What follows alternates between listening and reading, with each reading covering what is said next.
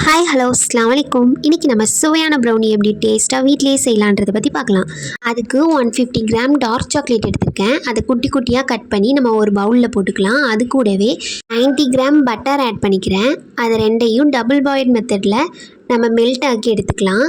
அதுக்காக நான் ஒரு பவுலில் தண்ணி கொதிக்க வச்சு எடுத்து வச்சுருக்கேன். அதுக்குள்ளே நம்ம டார்க் சாக்லேட் கட் பண்ணி போட்டிருக்கோம்ல, அதை அந்த பவுலில் நம்ம அதுக்குள்ளே வச்சு கொதிக்க வைக்கக்கூடாது. அதை அப்படியே ஒரு ஓரமாக வச்சுருங்க. அதை அப்பப்போ நம்ம கிண்டி கிண்டி விட்டு அதை ரொம்ப மெல்ட் ஆக்கி தண்ணி மாதிரி கன்சிஸ்டன்சிக்கு கொண்டு வரணும். நெக்ஸ்ட்டு ஒரு மிக்ஸி ஜாரில் 75 கிராம் ப்ரௌன் சுகரும் 75 கிராம் ஒயிட் சுகரும் ஆட் பண்ணி நல்லா நைஸாக பவுடராக அரைச்சி எடுத்துக்கலாம். இப்போ பாருங்கள், அந்த டார்க் சாக்லேட் எந்த அளவுக்கு மெல்ட் ஆகிருக்குன்னு. இன்னும் அந்த பட்டர்லாம் கரையிற அளவுக்கு நல்லா மெல்ட் ஆகணும்.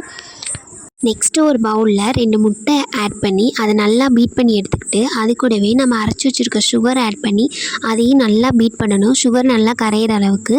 கரைஞ்சோன்னா அது கூடவே கொஞ்சமாக சால்ட் சேர்த்து, அது கூடவே நான் வெண்ணிலா எசன்ஸ் சேர்த்துருக்கேன். இது ஆப்ஷனல் தான், வேணும்னா ஆட் பண்ணிக்கோங்க.